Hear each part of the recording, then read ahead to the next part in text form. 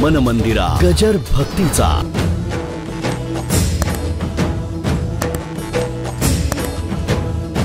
एकाने मला विचारलं देव कसा पाहावा. म्हटलं तर तुला कसं सांगू. तुझ्या डॉक्टरकडे जा आणि थेटिस्कोप घेऊन ये, ते कानाला लाव आणि इथे लाव आणि ठॉक ठॉक ठॉक चालू आहे ना तो देव.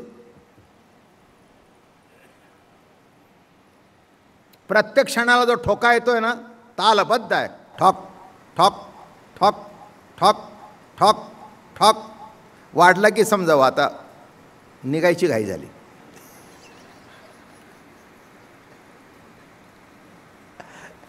मग आपण म्हणतो पॅल्पिटेशन झालं. मग आता मला सांगा देव बघायला लावा ना, ते खालनं लावा, ऐकू येईल. काही काही वेळेला रात्री झोपेत जर एका कानावर झोपलं ना तर आपलाच ठोका आपल्याला ऐकू येतो. आता एवढं ठोकून सांगतोय जरी तुम्हाला कळेला तर तोंडावर हात ठेवून कसं कळावं. नाही कळलं. मराठी भाषा मोठी गमतीची आहे. एवढं ठाक ठोक माझी प्राप्ती कसं सांगतायत भागवत. ठाक ठोक माझी प्राप्ती. अरे ठाकून ठासून ठासून माझी प्राप्ती आहे, तुला कळत नाही त्याला मी काय करू. म्हणून या ठिकाणी पुढे जाऊया. म्हणून देहाच्या बाही चालता चालणे नाही किंवा बैसता ठाई बैसका नव्हे. एवं चाली आणि बैसक दोन्हीची हा अनोळख.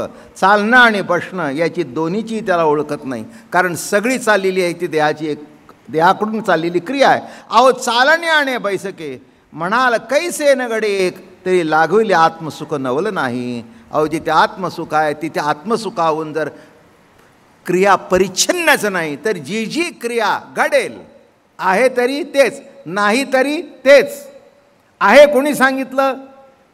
जिथे आहे कळलं तिथेच कळतं नाही.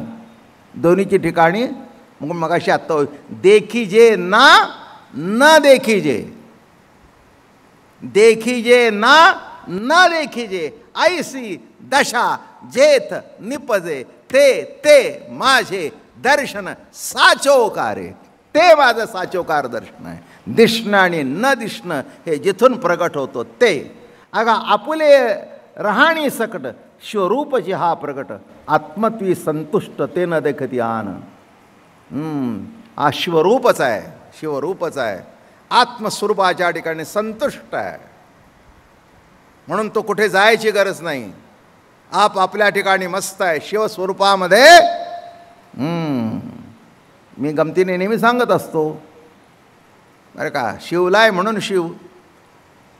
प्रत्येकाला शिवतोय, कुणाला शिवला नाही. हां हां मग शिवला आहे तुम्हाला मग शिव. मग पुन्हा काय म्हणता शिवू नका.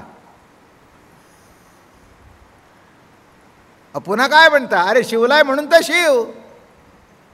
एक तुम्हाला सांगू का, शिवाला अशुद्ध मानतात कारण तो स्मशानात राहतो.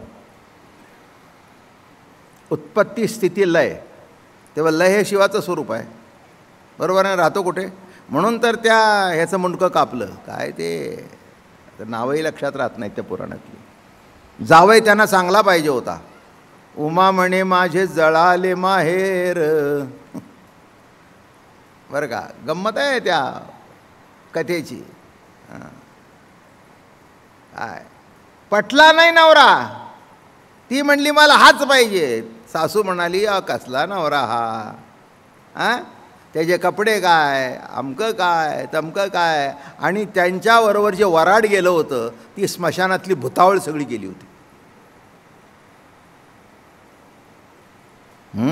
माणसाची ओळख त्याच्या एन्व्हायरमेंटमुळे होते. आजूबाजूची परिस्थिती कशी आहे त्याच्यावरून ओळख होते. जेव्हा आपण एखाद्या माणसाच्या घरी जातो, काही काही माणसं हुशार असतात. घरी नको ना आपण हॉटेलमध्येच भेट घेऊ. याचा अर्थ त्याला तुम्हाला घर दाखवायचं नाही. पण घरी गेल्याशिवाय परिस्थिती कळत नाही. मग घरी गेल्याबरोबर ओ हो हो काय कार्पेट टाकलो होतो वा. आज शिरसारशा बायको होती. पुढे गालीचा होता. गालीच्या मागायला काय हरकत नाही. मग सोफा सेट काय, अरे बाप रे बाप रे बाप रे बाप रे. पडदे काय, हो हो हो. म्हणजे अजून मुलगा बघितलाच नाही पण घराच्या सजावटीतून मुलाची किंमत कळते. त्या मालकाची किंमत कळते. तसं घराच्या वस्तूतून, सजावटीतून जर घराचा मालक कळतो, त्याची किंमत कळते, तर या घराकडे बघून इथल्या मालकाची किंमत का कळू नये? नाही का? हां, आता हे मला बसायला सुंदर दगडूशेठने आसन केलं आहे, बरोबर आहे ना? पण याला प्रत्येकाला किंमत आहे. लागले असतील 5,000 10,000 काय लागले असतील तर लागले असतील, अजून जास्ती लागले असतील नाही तर कमी लागले असतील, बरोबर आहे ना? प्रत्येक वस्तूची किंमत आहे. एकच असं आहे की ज्याच्यावर किमतीचं लेबल लावलं नाही, ते म्हणजे तुम्ही आणि मी. जी गोष्ट बाजारात विकत मिळते त्याची किंमत आहे, जी प्रभूचा प्रसाद असतो त्याची किंमतच नाही. आणि त्याची किंमत कळण्याकरता प्रवचन आहेत. प्रवचनं कशा करतायत? हां, सदऱ्याचं महत्त्व वाटतं. मी मागे एकदा सांगितलं, टी व्हीवर सुद्धा सांगितलं. मला म्हणाले प्रपंच आणि परमार्थ याच्यामध्ये फरक काय, म्हणून तिथे ते दृष्टांत दिला, तो जात नाही, पुष्कळ सांगता येतात दृष्टांत. तिथे सांगितलं होतं, अंगठीची किंमत कळणं याला संसार म्हणावं, पण अंगठी ज्या बोटामध्ये आहे त्या बोटाची किंमत कळतं याला परमार्थ म्हणावं. साधं सरळ, एकदम सोपी फिलॉसॉफी. घड्याळाची किंमत काय हो, रॅडो, रिलॅक्स, काय किती किंमत? बरं का, एक आता ते नाही वारले वाटतं, काय आहेत माहिती नाही, मोठी योगी होतं. एका मोठ्या ठिकाणी माझा उत्सव होता, तिथे माझ्या पंक्तीला ते होते शेजारी. मला सांगू, त्यांच्या हातात जे घड्याळ होतं ते सबंध हिरे बसवले देत होते. मी असं लक्ष गेलं, बघितलं, चमकलं म्हणून लक्ष गेलं, नसतं चमकलं तर लक्ष जायचं काही कारण नाही. मला म्हणले, बाबा महाराज आप क्या देखते हो? म्हटलं कुछ नहीं देखते, आपका घडी देखते हो. ओ 35 लाख का आहे. ही 20 वर्षापूर्वीची गोष्ट आहे. हे नगरमध्ये घडलं होतं. 35 लाख का? आता मलाही वाटलं ह्याला चिमटा घ्यावा. मतलब महाराज जी आपका घड़ी 35 लाख का, मगर आपका जो मनगट है वो कितने का? ये कलाई जो है वो कितने की? हात कितीचा? म्हटलं काय त्या घड्याळाची किंमत सांगता? परमार्थ करता जरा माणसांना हाताची किंमत कळू दे, मग घड्याळाची. घड्याळ काय अजून मी तुम्हाला आणून विकून देतो, काय त्याच्यात घड्याळ आहे?